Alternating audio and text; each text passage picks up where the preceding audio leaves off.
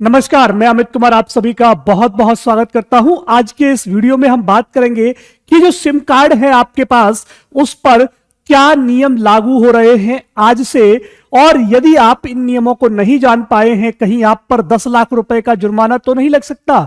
तो साथियों, बने रहिएगा वीडियो में अंत तक। कुछ चीजों को यहां पर जानने की इस वीडियो के बाद आप समझ जाएंगे कि क्या क्या नए बदलाव, क्या क्या नए टेलीकॉम कंपनियों के माध्यम से या सरकार के द्वारा क्या नए नियम लाए जा रहे हैं जिनसे आपको कुछ समस्याएं हो सकती हैं। जैसे आपको क्या समस्या हो सकती है? पहला चीज, एक व्यक्ति कितनी सिम कार्ड खरीद सकता है। इस वीडियो में आप जान लेंगे कि एक व्यक्ति कितने सिम कार्ड खरीद सकता है। पहले क्या होता था कि कंपनी के पर्पस से या बिजनेस मॉड्यूल के थ्रू एक व्यक्ति अपनी ही आईडी पर कम से कम 20-25 सिमें आराम से ले लेता। तो कितनी सिमें अब आप खरीद सकते हैं वो आप यहां पर देखेंगे। साथ ही साथ कितने दिन में सिम कार्ड बंद हो जाएगा। यदि आप रिचार्ज नहीं कराते हैं, यदि आपका रिचार्ज खत्म हो गया है, तो कहीं आपका जो सिम कार्ड है वो बंद तो नहीं हो जाएगा। तो उसमें कितनी वैलिडिटी है, कितने दिन से दोस्तों ये सिम कार्ड चालू रह सकता है, या दूसरे व्यक्ति को कब तक अलॉट नहीं किया जाएगा। तीसरा है दोस्तों, केवाईसी किस तरीके से करवाई जा सकती है। और पहले दोस्तों क्या होता था, जो भी आप सिम कार्ड खरीदने का कोशिश करते थे, वो जो सिम कार्ड होता था वो आपके आधार कार्ड, फोटो, वोटर आईडी, इन सभी से क्या हो जाता था, आपको सिम कार्ड दे दिया जाता था दुकानदार के द्वारा। मतलब जो फर्जीफिकेशन था उस पर भी किस कदर दोस्तों रोक लगाई जा सकती है वो हम यहां पर जानने का प्रयास करेंगे। क्यों लगेगा 10 लाख का जुर्माना दोस्तों आप पर, यानी कि अगर यदि आप दुकानदार हैं या जो टेलीकॉम कंपनियां हैं उन पर 10 लाख का जुर्माना क्यों लग सकता है, या उसमें आप भी भागीदार हो सकते हैं, कैसे और उससे क्या बचाव है, इस वीडियो में हम जानने का प्रयास करेंगे। अगला है, सिम कार्ड बेचने वालों को क्या क्या सावधानी बरतनी पड़ेगी। मतलब दोस्तों टेलीकॉम कंपनियों के साथ साथ जो सिम कार्ड बेचने वाले जो दुकानदार हैं, ठीक है, उनको भी क्या क्या सावधानियां बरतनी पड़ेगी। एक एक चीज को यहां पर जानने का प्रयास करते हैं। सबसे पहला प्रश्न दोस्तों कि एक व्यक्ति कितने सिम कार्ड खरीद सकता है। तो यहां पर दोस्तों कहा गया सीधी सी बात कि सिम कार्ड यहां पर दोस्तों कि 9 सिम कार्ड, कितने, एक व्यक्ति अपनी पर्सनल आईडी पर मात्र 9 सिम कार्ड खरीद सकता है। यदि उससे अधिक खरीदने का प्रयास किया जाएगा तो उसे बाकी की जो पहले की जो सिम चल रही होंगी वो बंद हो जाएंगी। ठीक है, आपको समझ में आ रहा है। हमारा पहला प्रश्न था कि कितने सिम कार्ड खरीद सकता है, तो यहां पर दिया हुआ है कि थोक सिम कार्ड जारी करने पर भी प्रतिबंध लगाते हैं। ये दो टेलीकॉम कंपनियां हैं वो उस चीज पर भी दोस्तों प्रतिबंध लगा रही है। इसमें सरकार भी कह रही है कि भैया अधिक से अधिक सिम कार्ड जारी नहीं किए जाएंगे, मात्र और मात्र एक पर्सनल आईडी पर 9 सिम कार्ड खरीदे जा सकते हैं। अब बात आती है कि सिम कार्ड पर इतना बवाल क्यों। तो दोस्तों यहां पर आप देखने का प्रयास करेंगे कि सिम कार्ड कितने प्रकार के होते हैं। सिम कार्ड दोस्तों, ये वाला बड़ा सा सिम कार्ड जब हम लोगों के 2006 2007 ऐसे टाइम पीरियड में जो सिम कार्ड आता था वो बड़ा आता था, ठीक है, और वो जो फोन होता था वो छोटा सा होता था। ठीक है, नोकिया 1108 याद आ रहा होगा, ठीक है, नोकिया 1108 याद आ रहा होगा, ठीक है। तो ये जो सिम कार्ड था उस समय पर बहुत सारे रिचार्ज के वो फेक चले थे कि लाइफ टाइम वैलिडिटी चलेगी, 999 में लाइफ टाइम वाला, याद आ रहा होगा प्लान। आप अगर आप भी मेरी तरह उसी एज में है तो ये स्टैंडर्ड सिम कार्ड हुआ करता था। इसमें पूरा कार्ड होता था, फिर बीच में एक चिप होती थी ये वाली, ठीक है। इसके बाद छोटा सा सिम कार्ड आया, इसका आधा हिस्सा ये वाला, केवल ये बीच का जितना काम का था उतना आ गया। उसके बाद इसे हम लोग कहते थे माइक्रो सिम, ठीक है। फिर आ गया बेटा नैनो सिम, क्या आ गया, फिर आ गया नैनो सिम। अब नैनो सिम के बाद जो नया सिम आया है वो है ई सिम कार्ड। अब ई सिम कार्ड क्या होता है, ई फॉर ईमेल है ना, इलेक्ट्रॉनिक मेल, वो वाला नहीं है ये ई है बेटा एम्बेडेड सिम। क्या है, एम्बेडेड सिम। एम्बेडेड सिम से मतलब क्या है, एम्बेडेड सिम से मतलब क्या है कि जो आपका फोन होता है ना, फोन में ही पहले से ही सिम इनबिल्ट रहेगा। फोन में, बात को ध्यान से सुनिएगा, फोन में जो हमारा फोन होगा उसमें जो सिम होगा वो पहले से ही एम्बेडेड रहेगा, या कह सकते हैं कि इनबिल्ट रहेगा, पहले से ही एम्बेडेड रहेगा। ठीक है, तो ई फॉर एम्बेडेड है, ई फॉर इलेक्ट्रॉनिक नहीं है, ई फॉर एम्बेडेड सिम। समझ में आ गई बात, समझ में आ गई। देखो अब यहां पे बात आती है कि सिम हो गया हमारा। अब ये जो ई सिम है इसके फायदे क्या होंगे। तो ई सिम का सबसे बढ़िया जो फायदा है, यदि चोर किसी भी प्रकार से हमारी सिम को, मतलब सिम नहीं, हमारे फोन को चुरा ले जाता है, मतलब जब हम दुकानदार से फोन लेंगे तो उसमें एम्बेडेड सिम आएगी, और यदि हमारे हाथ से वो जो फोन है उसे चोर चुरा ले जाता है तो भी वो उस सिम कार्ड को निकालकर नहीं फेंक पाएगा। जबकि पहले वाले जो अभी के जो फोन हैं इनमें क्या होता है, सिम अलग से होती है, चोर क्या करता है, चोरी करता है फोन की, सिम तुरंत निकालता है, ऐसे करके फेंक देता है। लेकिन जब एम्बेडेड सिम होगी तो वो फोन को चुरा तो लेगा लेकिन इस्तेमाल नहीं कर पाएगा। क्यों?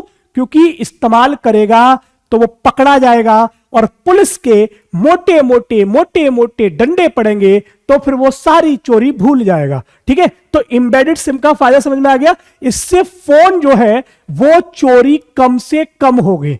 ठीक है, फोन चोरी कम से कम होंगे, मतलब साथियों फर्जीफिकेशन कम हो जाएगा।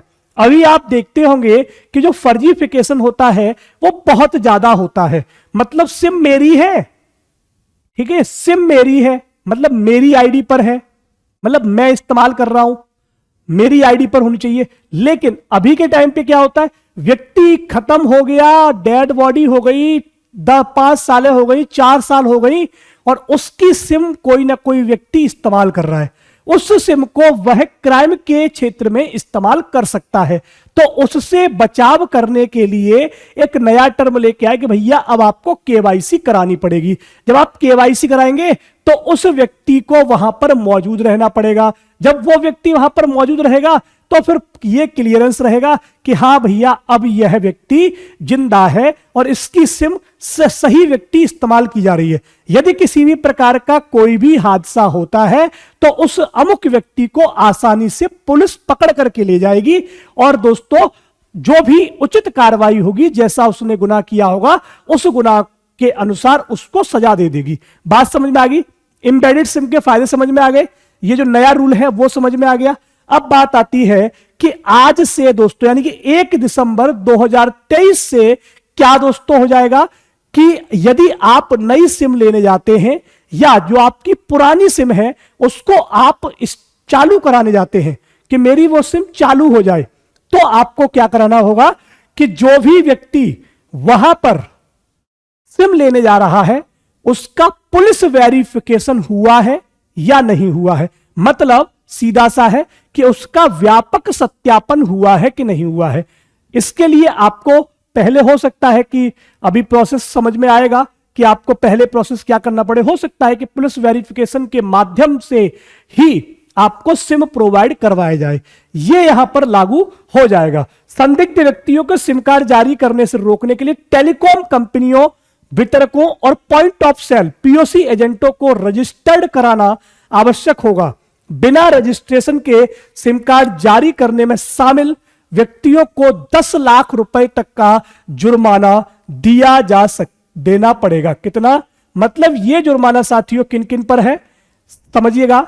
टेलीकॉम ऑपरेटर, ठीक है, जो टेलीकॉम ऑपरेटर है जैसे आप जानते हैं जियो हो गया, वोडाफोन आइडिया हो गया, एयरटेल हो गया, इन ऑपरेटरों के द्वारा जो भी फ्रेंचाइजी चल रही है, जो भी वितरक हैं, सिम कार्ड को देने वाले हैं, दुकानदार हैं, ठीक है, उनका वेरिफिकेशन, उनका सत्यापन करवाना पड़ेगा, उनको अपने आप को रजिस्टर्ड कराना पड़ेगा, तभी वे सिम को बेच सकते हैं, तभी वे सिम को बेच सकते हैं। ठीक है, तो एक तो हो गया डीलर का वेरिफिकेशन और दूसरा दोस्तों पर्सनल वेरिफिकेशन। ठीक है, दोनों व्यक्तियों को कराना पड़ेगा।